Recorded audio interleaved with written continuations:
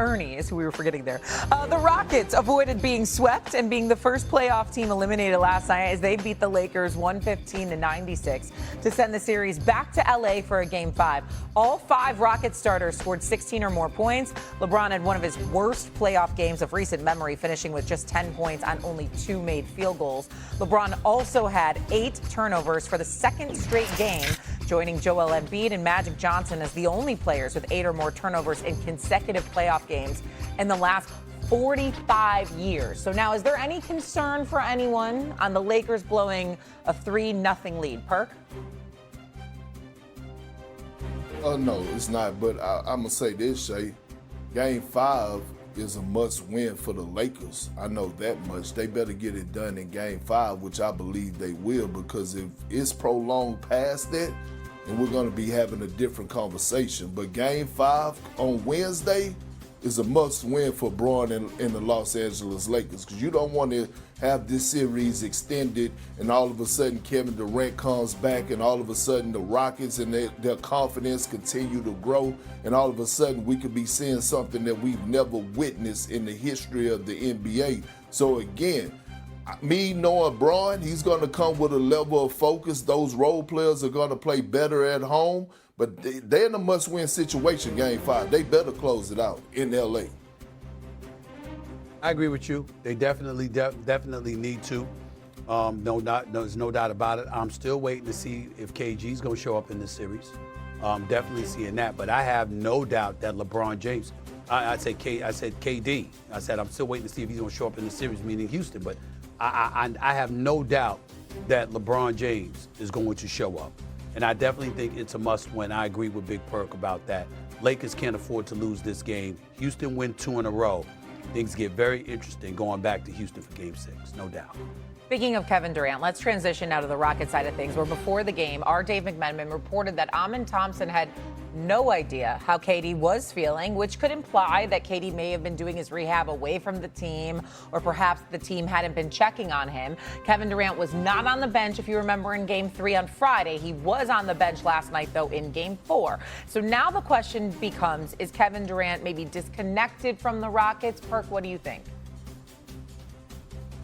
Hell yeah, it's a disconnect there. But then Amin Thompson defense, he's not supposed to know what's going on with Kevin Durant, because he's in the middle of the playoffs and he got to worry about winning a Game 4, right? But when you think about how up and down they've been all season long, when you think about the quote-unquote allegations of the burner account with Kevin Durant during All-Star Weekend that was being exposed, when you think about, Alfred Sengun and Kevin Durant not being able to be on the same page, it's things that have transpired throughout the course of this season that gives me reason to believe that this team is not on the same page. Okay, and when you look at a Game 3, an important Game 3, it ain't that much treatment in the damn world that you can't come sit your behind on the bench and be a leader and support your teammates throughout the time when you know you're in a must-win situation.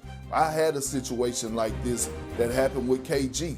KG used to sit in the back in 2008, 2009 when he was dealing with his knee injury. We in the middle of a heated series with the Chicago Bulls in the first round against Derrick Rose and Joakim Noah and them. And then Doc went in the back and he sent somebody in the back and told KG, I need you on the bench. I need you being an extension of me and rooting on your teammates. I need you to be a voice in the huddle. It is vital for a veteran, a 2-time NBA champion, Finals MVP, to be on the bench rooting and cheering and encouraging his young guys while he can't be on the floor to help. No disagreement there. We agree. But it's a little bit deeper than that for me. Big Perk, we all know how sensitive KD can be. We've all experienced it. You know what I'm saying? I have, you have, others. No doubt about it. Kevin Durant is one of the greatest players to have ever played the game of basketball. He is a champion 2 times over. He is a 2-time Finals MVP. He is one of the top 3 greatest scorers in the history of basketball. That's how gifted he is. And he's an Olympic gold medalist and the whole bit. One of the most storied careers you will ever see. At some point in time, we need to talk about him like that. And you know how he would help? If he acted like he cared. When you bring up the fact that he's not on the bench for game 3, well, who's on the basketball court at age 41 in his 23rd year? Do you remember, Big Perk, that there was a time where there was a debate? Who's the greatest player in the game? Is it KD or is it LeBron? Years ago, we were having that discussion. Mm-hmm.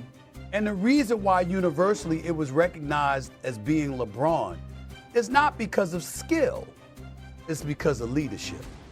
Because somehow, some way, whether he's hurt, he's not playing, or he is playing, you always see LeBron on that bench. Whether he's injured or not, he's always the marquee.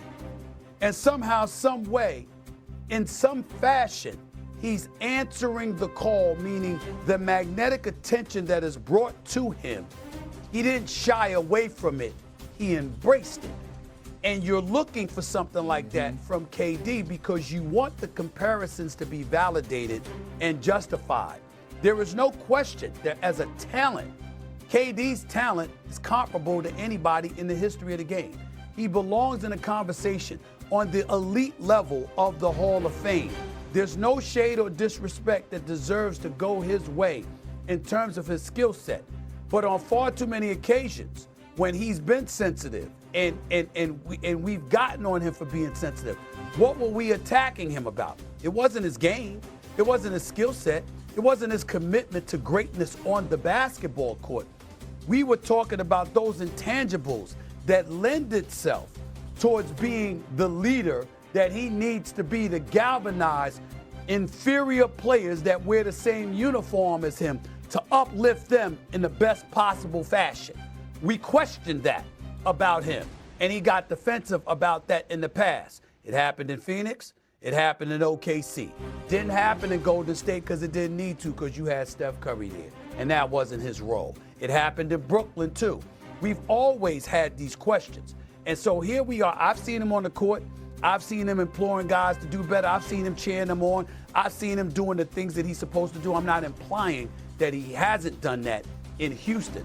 I'm saying game 3, unfortunately, reminded others of what he hadn't done or wasn't perceived as doing for years and years and years throughout his career, which is what separates him from being in the conversation with the other dudes. Because ultimately, we have to look at your resume, and we have to sit up there and say, outside of being in Golden State, where you were clearly the best player, but you were not necessarily the leader, that was Steph and Draymond.